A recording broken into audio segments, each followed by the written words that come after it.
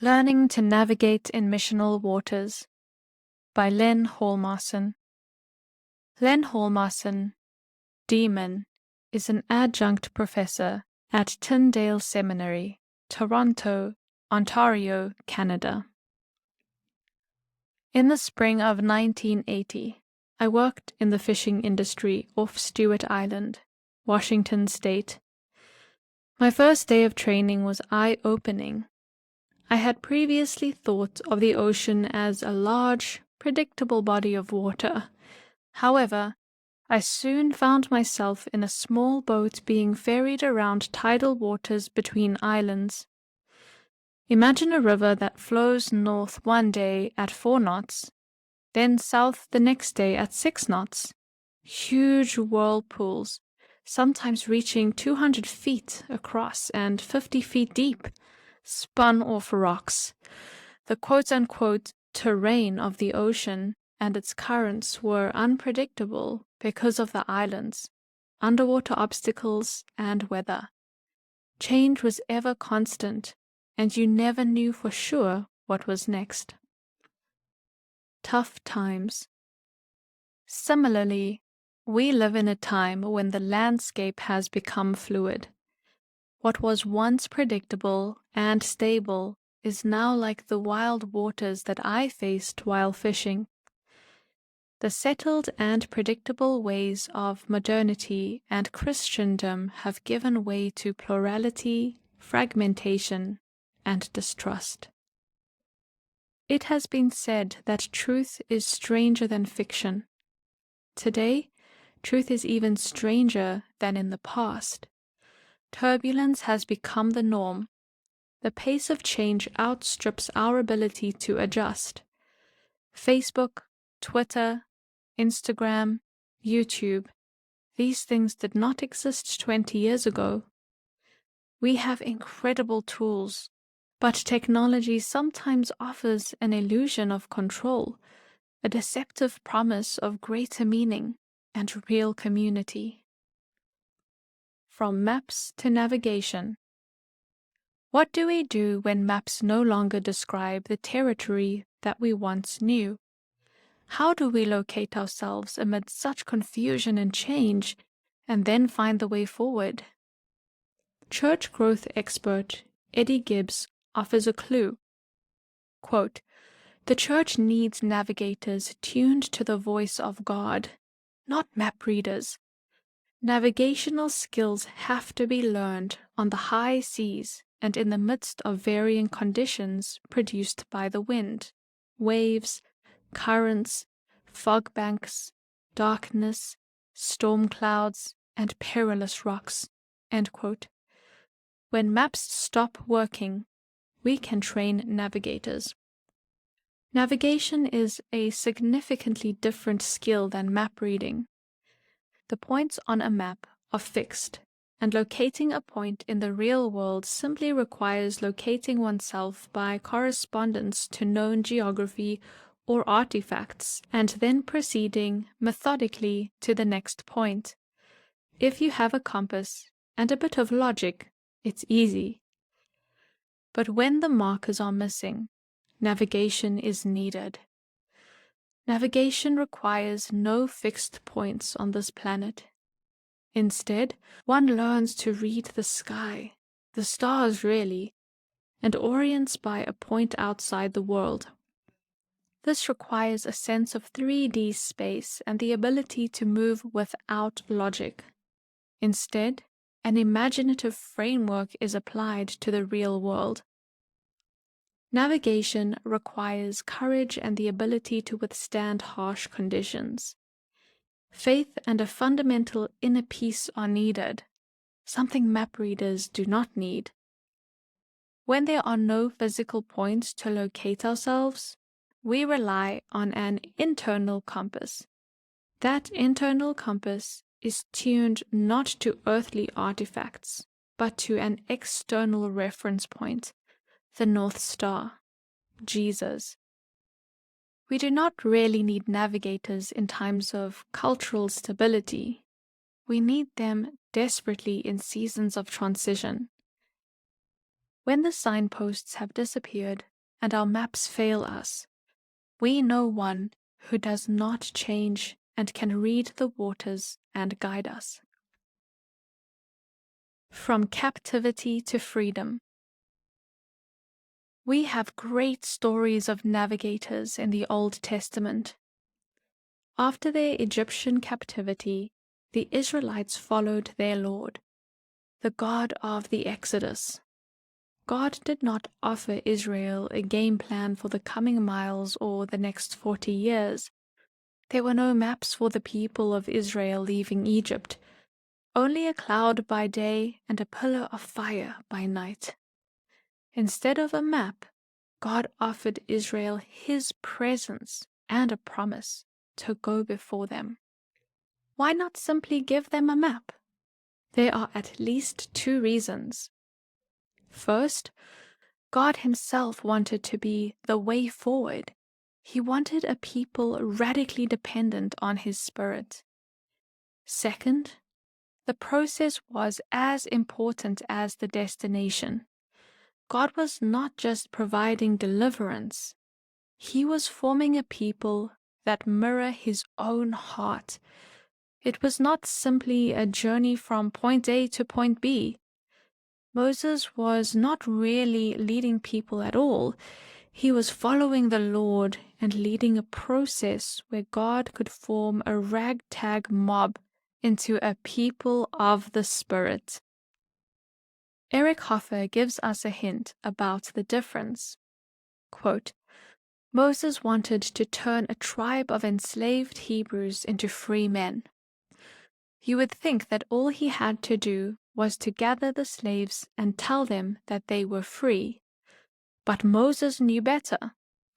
He knew that the transformation of slaves into free men was more difficult and painful than the transformation of free men into slaves. End quote. Navigation is both an old skill and an ancient metaphor.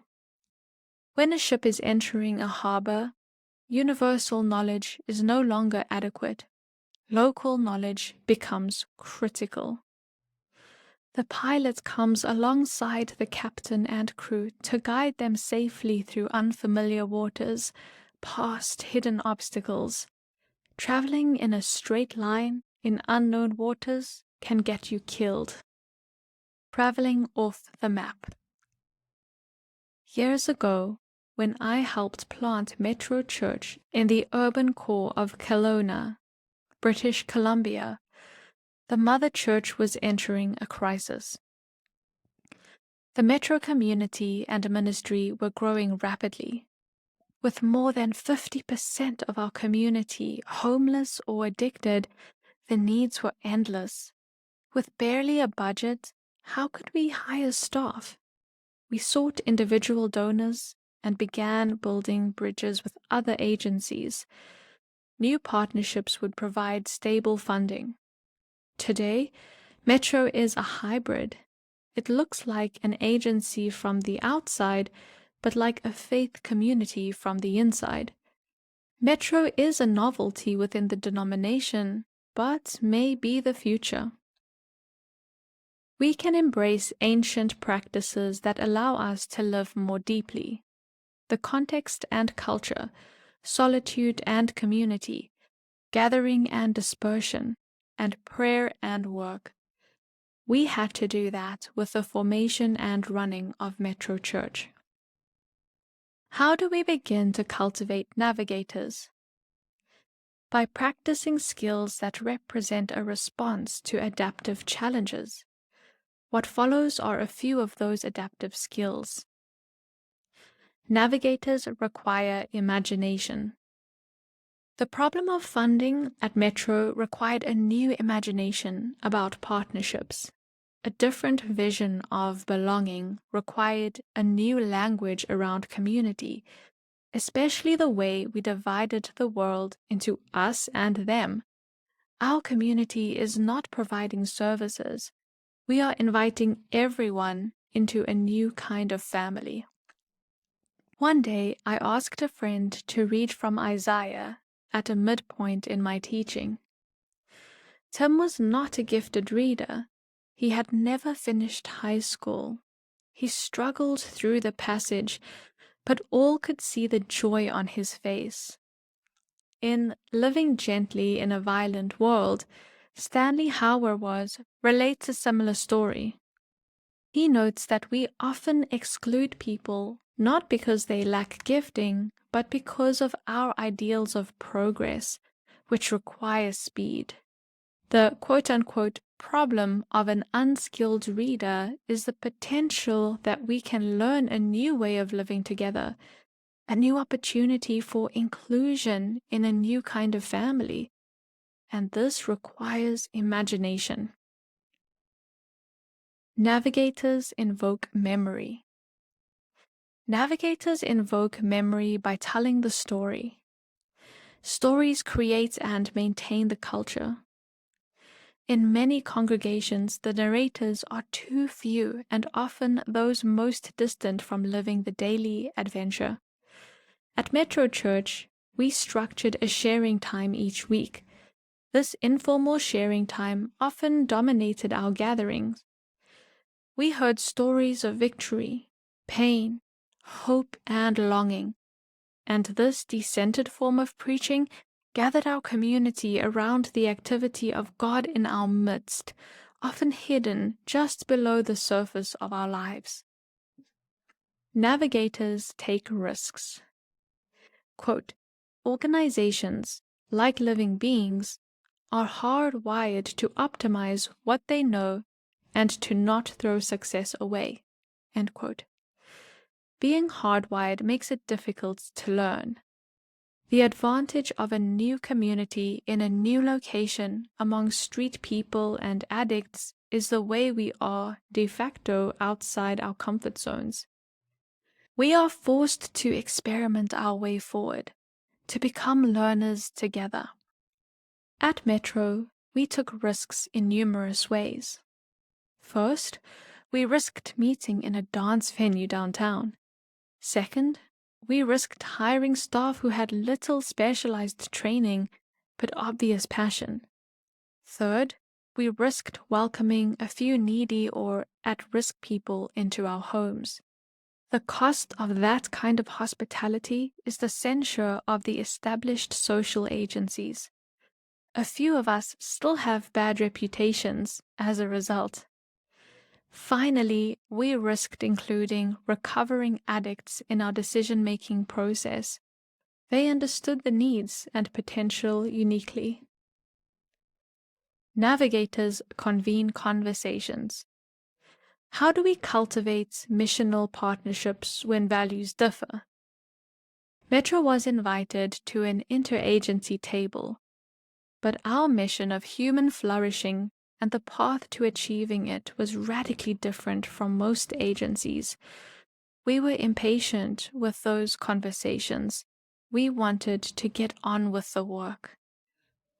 While it takes time and effort to listen and develop trust, partnerships both broaden our base and strengthen our learning.